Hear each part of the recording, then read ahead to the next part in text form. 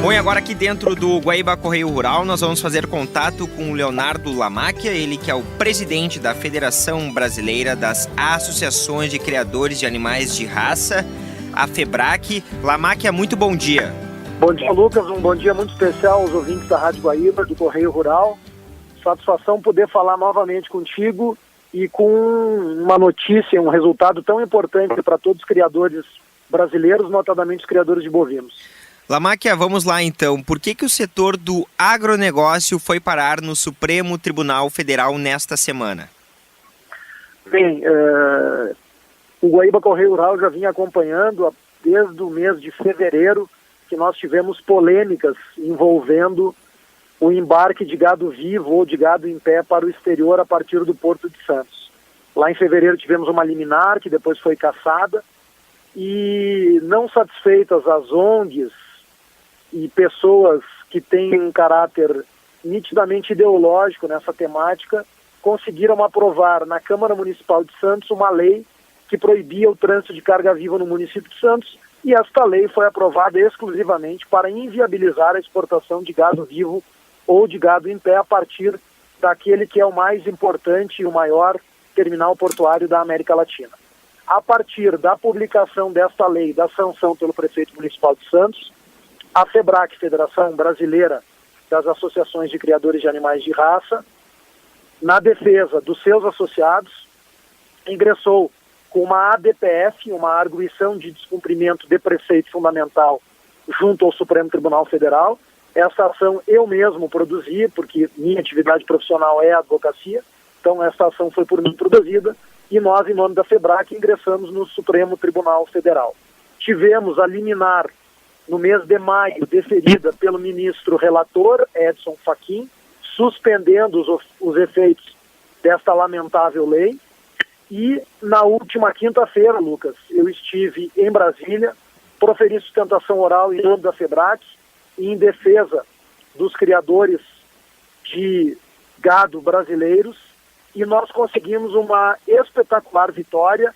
Foi validada, foi confirmada a liminar deferida pelo ministro Edson Fachin e na mesma sessão convertido o julgamento já em definitivo e julgada totalmente procedente a nossa ação, declarando inconstitucional a lei. Portanto, volta o terminal portuário de Santos a estar plenamente autorizado, não só já estava autorizado pela liminar desde maio, mas agora definitivamente autorizado porque considerada inconstitucional a lei, então o Porto de Santos volta a operar dentro da sua normalidade no que tange aos embarques de gado para o exterior, de gado vivo. Ou seja, o mérito já foi julgado, então? Sim, a nosso requerimento e o próprio relator entendeu possível, submeteu ao plenário do Supremo Tribunal Federal e foi convertido já o julgamento de mérito e julgado o mérito, declarando a lei 996 de 2018 do município de Santos inconstitucional. Agora, Leonardo Lamacchia, quais foram os itens aí que embasaram a sua sustentação e a sua vitória perante a Suprema Corte? Bem, Lucas, nós argumentamos que a competência para legislar sobre qualquer matéria que diga respeito a transporte rodoviário e portos é da União Federal. Então, houve aí por parte do município de Santos uma usurpação de competência. O município usurpou a competência que é exclusiva e privativa da União Federal, porque ao proibir o trânsito de carga viva, ela acaba influenciando na operação do porto. Não é possível se levar qualquer espécie de carga viva para embarcar naquele porto. E ao assim fazer, a lei acaba interferindo, portanto, na administração portuária, e esta matéria é exclusiva da União. Nós argumentamos e arguímos também o ferimento ao artigo 5º, que é o direito de livre locomoção, que sob a nossa ótica esta lei também fere, bem como os princípios escritos de forma expressa no artigo 170 da Constituição Federal, da livre iniciativa e da livre concorrência. Veja, Lucas, que quando o produtor rural brasileiro consegue obter um preço muito mais significativo nessa espécie de comercialização de gado vivo ou de gado em pé, vem iniciativas como essa, que tem caráter ideológico, mas também atende a poderosos interesses, como da indústria frigorífica, porque a indústria frigorífica vinha pagando um preço muito inferior dentro do mercado interno brasileiro em relação aos navios.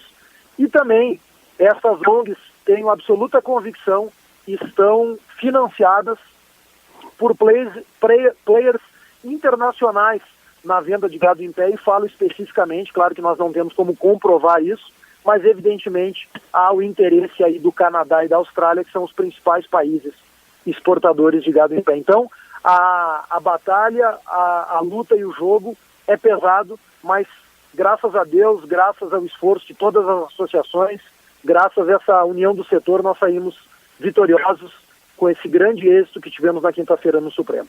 Até porque, Lamáquia, se fosse mantida esta restrição, né, do embarque de gados em pé, isso aí geraria um impacto muito negativo para a nossa economia. Não tem a menor dúvida. Eu falei, inclusive, usando da palavra na tribuna do Supremo Tribunal Federal, em sede de sustentação oral, que a pecuária brasileira é a maior pecuária do mundo. Nós somos o segundo maior rebanho do mundo, mas somos o primeiro rebanho comercial, porque a Índia não autoriza a utilização comercial do seu rebanho. O Brasil exporta 20% da sua produção de carne hoje, portanto, os efeitos na balança comercial brasileira seriam altamente danosos. Além, obviamente, destes argumentos de fundo e também de natureza filosófica e ideológica, Lucas, que não é possível nós interferirmos, qualquer ente estatal, seja de que natureza for, o município, o Estado, a União, não pode interferir numa atividade lícita e privada, porque se assim o fizer, estará ferindo o princípio da livre iniciativa e da livre concorrência. O que nós precisamos mais nesse país para recuperar a condição econômica do Brasil e fazer frente às mazelas que o país tem é efetivamente de empreendedorismo e de geração de emprego e renda. Então, essas iniciativas não contribuem em nada com isso e não contribuem, portanto, em nada com o Brasil. Presidente da FEBRAC, Leonardo Lamáquia, vitória no campo rural e no campo jurídico, então? Exatamente. Ganhamos no campo jurídico, foi a primeira vitória, a grande vitória da FEBRAC que nós tivemos a partir da minha gestão de janeiro, agora de 2018, a ideia de enfrentarmos um pouco mais esses temas também no debate legislativo e, se necessário for, no debate judicial. Foi o primeiro e quero deixar o recado, porque tem uma deputada aí do Rio Grande do Sul, a deputada Regina Becker, que tem a ideia de criar uma lei. Nós continuaremos firmes e vigilantes.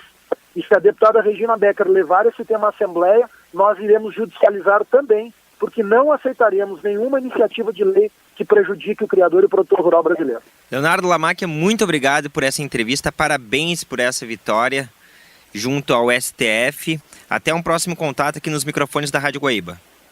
Eu que agradeço, Lucas, o espaço que vocês sempre nos dão, é muito importante. Deixo um abraço grande a todos os criadores gaúchos e brasileiros, desejo um excelente final de semana e reitero, a FEBRAC estará atenta e sempre atuando na defesa do criador brasileiro. Um abraço grande, bom final de semana, muito obrigado. Mais uma vez, Leonardo Lamáquia, muito obrigado por esse bate-papo. Nós chegamos ao fim do Guaíba Correio Rural deste sábado. Na segunda nós estaremos de volta com mais informações do campo.